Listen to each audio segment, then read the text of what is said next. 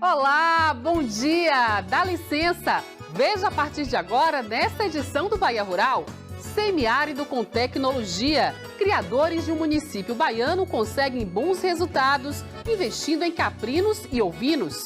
A ideia que começou lá em 2019 tem como base o melhoramento genético dos animais.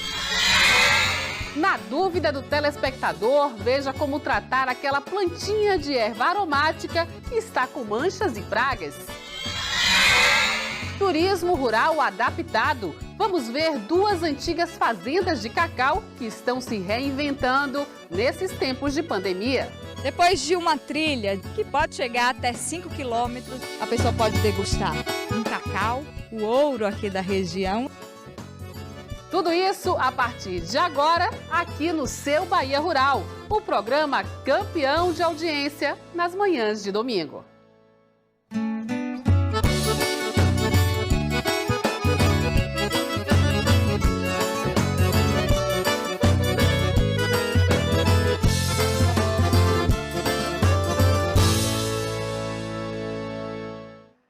A gente começa esta edição do Bahia Rural indo até um município do semiárido baiano que está investindo em um outro segmento rural para criar novas possibilidades de renda na região. Os criadores de animais de Serrinha, terra boa lá do interior da Bahia, estão apostando no melhoramento genético para explorar o potencial de caprinos e ovinos. E não é que tem dado certo? Confira comigo. Seu Orlando tem 61 anos. Nascido e criado na roça, tem na criação de animais a principal fonte de renda da família. Mas ele bem sabe que transformar ovelhas em dinheiro não é fácil, principalmente em pleno sertão. As dificuldades que a gente tem aqui é por causa da chuva, né? Que a gente não tem a comida, tem que ter uma máquina, tem que ter a ração para poder melhorar a carcaça dos animais. Com tanta dificuldade no campo, a agropecuária é a atividade de menor peso na economia de Serrinha. Segundo o IBGE, entre os 417 municípios baianos, a cidade ocupa a posição número 91 entre aquelas com maiores rebanhos caprinos e a posição 103 no ranking dos rebanhos de ovinos. Mesmo com a seca, é um cenário que uma união de forças está disposta a mudar. E foi pensando exatamente em explorar todo o potencial da caprino-ovinocultura que o município propôs uma parceria para os criadores aqui de Serrinha. A ideia que começou lá em 2019 tem como base o melhoramento genético dos animais. Nós vamos nas fazendas, né, dos produtores pré-selecionados e tiramos os reprodutores de dentro. 30 dias após essa retirada, nós voltamos na propriedade e fazemos ultrassom de todo o rebanho. Todos os animais que tiverem prenhas, né, com prenhez confirmada, esses animais não entram no protocolo. Os animais que derem vazias, que não têm gestação, a gente inicia o protocolo, que esse protocolo dura 14 dias. Após 14 dias, nós colocamos os reprodutores, que é o que está ocorrendo ali naquele momento lá, né? Aí o reprodutor passa 3 dias cobrindo as matrizes, né? E após 30 dias desses 14, ou seja, no total de 44 dias, nós voltamos aqui e fazemos o ultrassom. Caso aqui, a matriz, a gente acabou de fazer o diagnóstico, né? Ela está prenha e o produtor é identificado, né? Com a prenhez, a gente identifica o número, a data de cobertura, ele vai ser acompanhado até o final da gestação. E após a gestação também, desde o nascimento até apartar os animais. Os primeiros resultados do trabalho só começam a aparecer depois de 6 meses, já que o melhoramento das espécies avança a cada nova geração de filhotes. Um animal sem raça definida, por exemplo, leva pelo menos 6 gerações para se aproximar geneticamente de um animal puro de origem. Pode não parecer, mas estes 2 machos são da mesma raça e têm aproximadamente 6 meses. Aquele que foi melhorado geneticamente é maior e possui mais carne.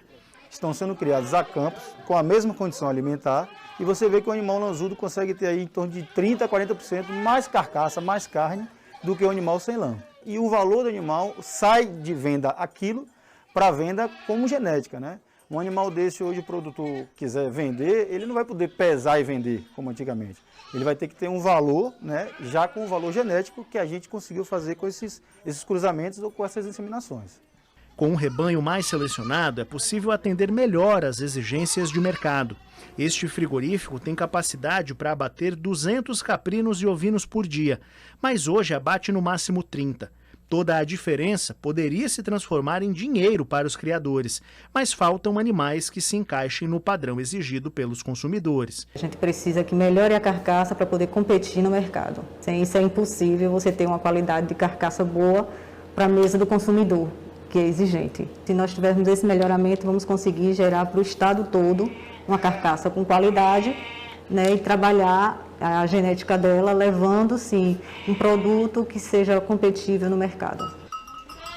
Atento às oportunidades, Igor foi um dos primeiros criadores de Serrinha a investir no melhoramento genético do rebanho. Ele acredita que um fator foi determinante para que a aposta desse certo. Como são melhorados geneticamente, as pessoas se interessam para comprar como reprodutores. O faturamento da parte da ovinocultura aqui chegou a triplicar em 1 ano e meio. Porque antes a gente só produzia carne e os animais com a carcaça reduzida. Agora a gente produz carne e genética. Aí agregou valor e com isso o faturamento também melhorou bastante. Com os resultados aparecendo cada vez mais, já é possível acreditar que a caprino-ovinocultura possa transformar a economia de Serrinha. Estamos trabalhando para ser reconhecida como a capital do caprinos e ovinos, especificamente na genética e também na comercialização. Então estamos buscando essa excelência, não só na quantidade, mas sim também na qualidade. E lembra do seu Orlando, que mostramos lá no início da reportagem? Ele também aderiu ao melhoramento genético do rebanho. Com menos tempo de permanência da criação nos currais, um menor custo de produção e um valor bem melhor na hora da venda, o criador já dá os primeiros passos rumo ao futuro. Esse é um bom futuro porque traz carcaça, traz peso. Como está aí hoje é muito melhor. Muito melhor. Graças a Deus.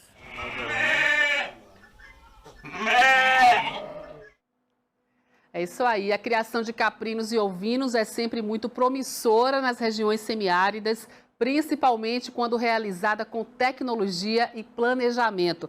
Não por acaso a Bahia ocupa o pódio deste segmento no Brasil. E já adianto para você que semana que vem tem uma receita especial que também vem lá da região de Serrinha. É um lombo de cordeiro ao molho de umbu com cogumelos e aipim. Perca não, viu? É no próximo domingo aqui no Bahia Rural. E no próximo bloco, mais notícias do campo. Você tem alguma plantinha de erva cidreira em casa? Veja como tratar para evitar doenças e pragas. E ainda nesta edição, vamos mostrar 2 belas fazendas de cacau que estão se reinventando nesses tempos de pandemia. A gente volta já depois do intervalo.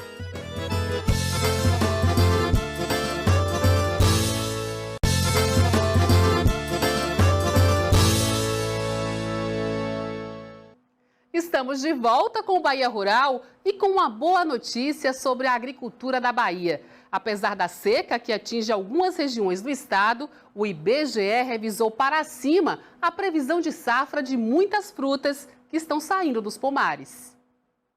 Este ano, os agricultores baianos devem produzir um volume 16% maior de laranja em relação ao ano passado. Os citricultores vão gerar mais de 734 mil toneladas da fruta. A produção de banana, outro alimento muito consumido, deve crescer 10,4% em 2021, alcançando mais de 938 mil toneladas da fruta. E tem mais, a produção de castanha de caju também deve subir 10,2% comparada com 2020. Os dados fazem parte do levantamento sistemático da produção agrícola, do IBGE, com base em informações fornecidas por associações, cooperativas e secretarias municipais de agricultura. Você cultiva plantas aromáticas em casa? Aquelas usadas geralmente no preparo de chás, como por exemplo erva cidreira? Então presta atenção, este é o tema da dúvida do telespectador de hoje.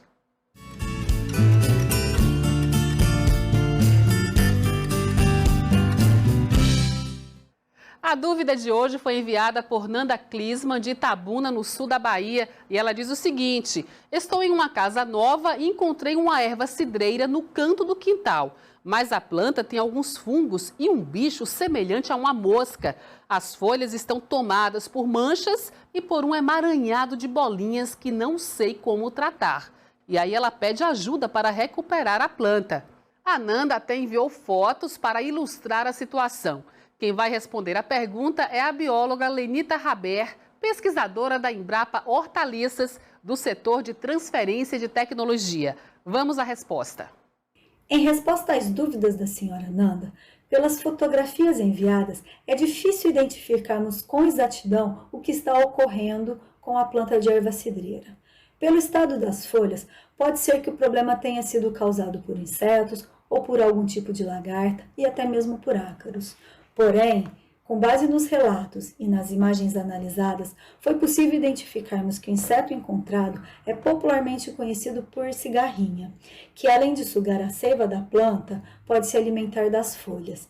Aliás, senhora Nanda, aquelas manchas esbranquiçadas que a senhora observou nas folhas podem ter sido ocasionadas por essas cigarrinhas ou por insetos muito pequenos que chamamos de tripes. Já em relação ao emaranhado de bolinhas, precisaríamos de uma amostra viva. Então, diante da dificuldade de termos esse diagnóstico mais exato e da capacidade de brotação que a erva cidreira tem, minha sugestão é que seja feita uma poda drástica na planta, ou seja, que os ramos sejam cortados a uma altura de aproximadamente 50 centímetros do solo. É importante que esses ramos sejam queimados após cortados para eliminarmos qualquer remanescente de pragas ou doenças. Recomendamos ainda que a senhora faça uma adubação, que pode ser com composto ou um adubo orgânico. Assim, sua planta crescerá com mais vigor, saudável e a senhora poderá fazer muitos chazinhos com sua erva cidreira. Lembro ainda, a Embrapa Hortaliças estará oferecendo um curso sobre plantas aromáticas e condimentares. O curso será gratuito e as inscrições podem ser feitas pelo site da Embrapa. Muito obrigada e até uma próxima. Tchau, tchau. Obrigada, bióloga Lenita Raber, e a toda a equipe da Embrapa Hortaliças pela participação aqui no Bahia Rural. E além deste curso sobre plantas aromáticas que você viu aí, tem outros eventos ligados ao campo que dá para acompanhar sem sair de casa. Vamos à nossa agenda de eventos. Na próxima sexta-feira, dia 23 de abril, às 15 horas, tem videoconferência sobre seguro rural para culturas de inverno, na plataforma do Ministério da Agricultura. No dia 29, às 7 da noite, tem palestra sobre bem-estar e economia na equidelcultura, com o pesquisador Roberto Arruda, na plataforma digital da Universidade Federal do Recôncavo Baiano. E já na próxima quarta-feira, dia 20 de abril, terminam as inscrições para o Festival dos Sanfoneiros em versão virtual, promovida pela Universidade Estadual de Feira de Santana. Hoje, 18 de abril, é Dia Nacional do Livro Infantil. Então, a nossa dica de leitura deste domingo é especial.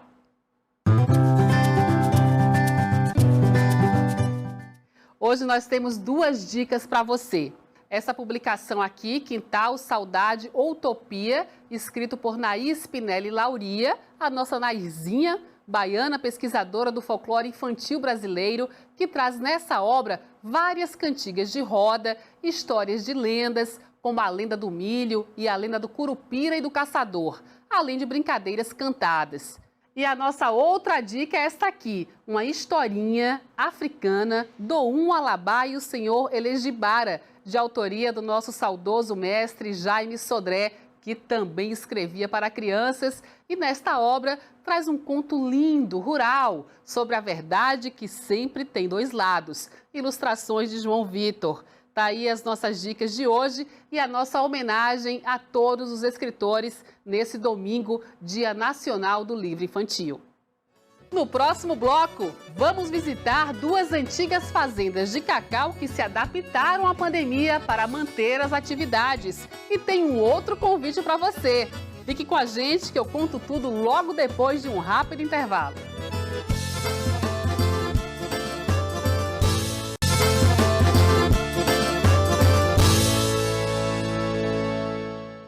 Voltamos com o Bahia Rural? A pandemia tem afetado muito o setor de viagens e com o turismo rural não é diferente. A redução nas taxas de ocupação neste setor chega a mais de 80%. No sul da Bahia, os donos de fazendas de cacau estão se reinventando para manter os roteiros e, ao mesmo tempo, seguir os protocolos de segurança. A viagem começa pela Estrada do Chocolate. Ela inicia em Ilhéus, na BA 262. São 42 quilômetros e segue até Uruçuca. O caminho tem uma beleza natural. A estrada é margeada de árvores antigas e casarões. Esse é o roteiro do turismo rural. A primeira parada é em Ilhéus, na Fazenda Provisão, que fica às margens da rodovia. Aqui o turista volta ao tempo dos coronéis do cacau. A fazenda é de 1820. O primeiro dono foi o coronel Domingos Adame de Sá, que é o tataravô de Beto Novaes. Ele faz parte da 5ª geração da família. Na Casa Grande, logo na porta, a gente vê a tradição mantida através dos objetos antigos. Os espaços são aconchegantes. A gente consegue fazer com que o turista venha vivenciar uma fazenda de cacau. Então, tudo que está acontecendo quando ele estiver hospedado aqui, seja a gente está fazendo a secagem, a fermentação do cacau, ele vai participar. Então, a gente convida eles até essa vivência aqui com a gente e desfrutar também dessa natureza linda que a gente tem aqui também. Há 15 anos, a fazenda tem várias opções de turismo rural. Os passeios custam a partir de R$ 30 por pessoa. A hospedagem custa R$ 240 a diária. Beto diz que por conta da pandemia, consegue receber no passeio até 40 pessoas seguindo os protocolos de segurança contra a Covid-19. Segundo ele, a pandemia reduziu a procura por este tipo de turismo, mas tem esperança de melhorar.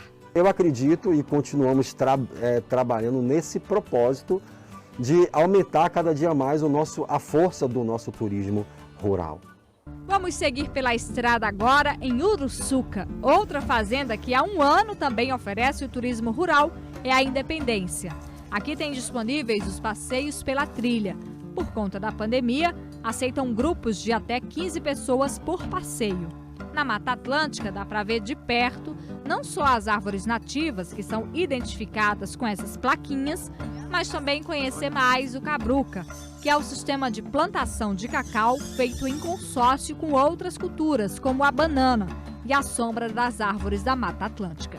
Depois de uma trilha de 1,5 km, que pode chegar até 5 quilômetros, aí o turista pode descansar um pouquinho as pernas aqui, porque nesse espaço da fazenda tem esses bancos com essas mesas e a pessoa pode degustar um cacau, o ouro aqui da região e também as frutas da estação. Em alguns pontos da trilha tem espaços assim para contemplar a natureza. A Fazenda Independência tem 450 hectares, 80 deles são de reserva legal. O turista pode desfrutar de tudo. Mostrar o cacau, a lavoura de cacau, as técnicas e as práticas que nós estamos adotando em relação à produção e com isso também visualizar essa maravilha que nós temos de exuberância da Mata Atlântica. 15 pessoas por turno, eu acho que é o ideal para você manter o distanciamento, para você manter a segurança desse turista que está vindo apreciar. O passeio custa a partir de R$ 70 por pessoa.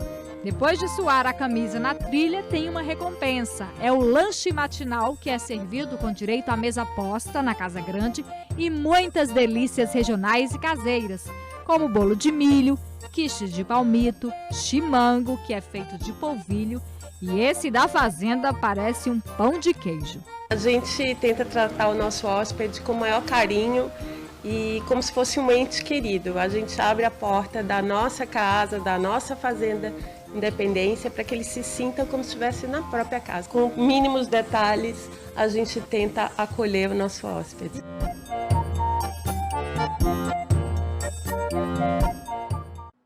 Que roteiro bonito, hein? E antes de encerrar o Bahia Rural de hoje, eu tenho um convite especial para você que está nos acompanhando. O oeste da Bahia está colhendo uma grande safra de soja, uma das maiores dos últimos anos. E a gente vai acompanhar essa safra de perto a partir do próximo domingo. Vamos ter série de reportagens especiais. Por isso, eu chamo agora o nosso colega Carlos Augusto, da TV Oeste, para antecipar um pouquinho para a gente o que vem por aí. Bom dia, Carlos Augusto. Oi, Georgina. Bom dia para você. Bom dia para todos que nos acompanham aqui no Bahia Rural. Nos próximos domingos, nós vamos contar detalhes da produção de soja aqui na região oeste. Você vai ver o dia a dia nas fazendas, a tecnologia envolvida nesse negócio, os desafios enfrentados pelos agricultores e, é claro, como o grão muda a rotina e a vida dessas pessoas. Mas nós não vamos contar tudo isso hoje não, muito pelo contrário, só nos próximos domingos. Não perca então no Bahia Rural. Georgina, é contigo, aí em Salvador. Obrigada, Carlos Augusto. Até semana que vem. Tá aí, convite feito. A partir do próximo domingo, série especialíssima aqui no Bahia Rural. Agora sim, o Bahia Rural vai ficando por aqui. Se você quiser rever as reportagens exibidas no programa de hoje, acesse a nossa página no g1.com.br/Bahia. Um bom domingo para você, saúde, obrigada pela confiança, esperança sempre e até semana que vem, se Deus quiser.